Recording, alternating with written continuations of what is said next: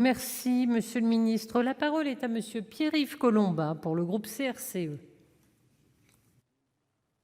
Merci madame la présidente, monsieur le ministre, mes chers collègues.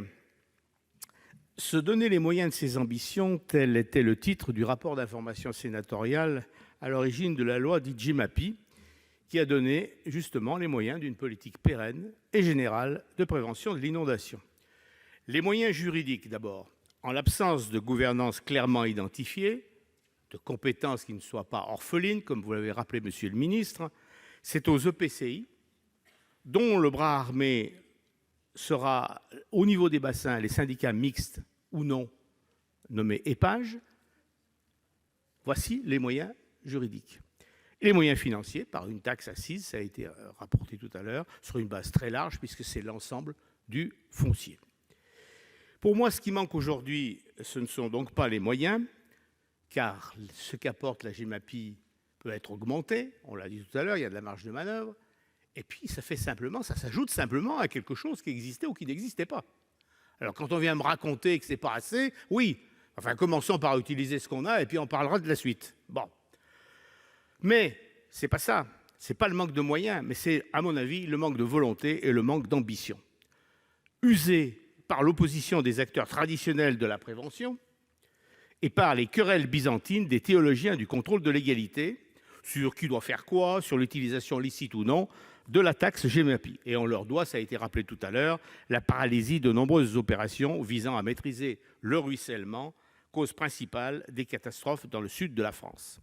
Alors, opposition qui a à l'oreille, semble-t-il, monsieur le ministre, votre oreille, puisque votre loi, dans l'exposé des motifs, dit que cette demande, votre loi Fesneau, est là parce que ça correspond à une demande forte exprimée par les collectivités territoriales.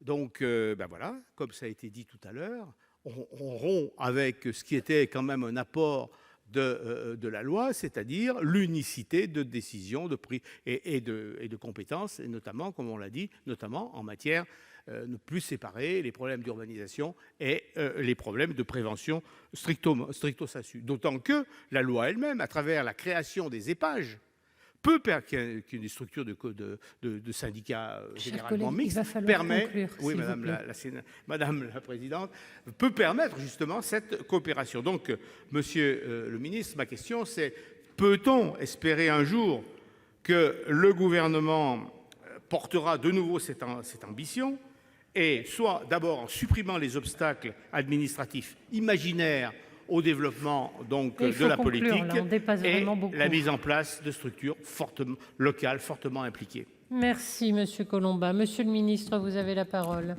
Merci, madame la présidente, mesdames et messieurs les sénateurs, monsieur le sénateur Collombat. Vous avez été à l'origine de l'introduction de la GEMAPI dans le texte dit loi MAPTAM en 2014, peut-être vous donner quelques éléments de réponse. D'abord, vous avez raison, les moyens, en tout cas, ils sont à disposition. Ils avaient été prévus par le législateur, par le Sénat en l'occurrence en 2014. Donc, je ne dis pas qu'il n'y a pas, peut-être, je ne partage pas la totalité des choses, qu'il y a une question de solidarité entre les territoires aussi qui peut s'exercer. Quand vous êtes sur les questions fluviales, il y a parfois des questions de solidarité.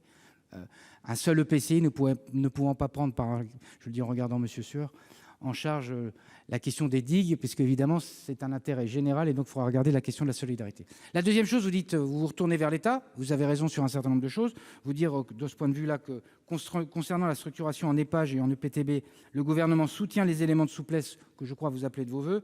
Ainsi, le projet de loi engagement et proximité prévoit à cet égard de reporter la dérogation jusqu'au 31 décembre 2012, permettant à un syndicat mixte ouvert d'adhérer à un autre syndicat mixte ouvert sans que ce dernier ne soit un EPAGE ou un EPTB. Toujours dans un souci de souplesse, le gouvernement entend également décaler d'une année supplémentaire la faculté de déléguer à un syndicat mixte non EPAGE ou à un EPTB.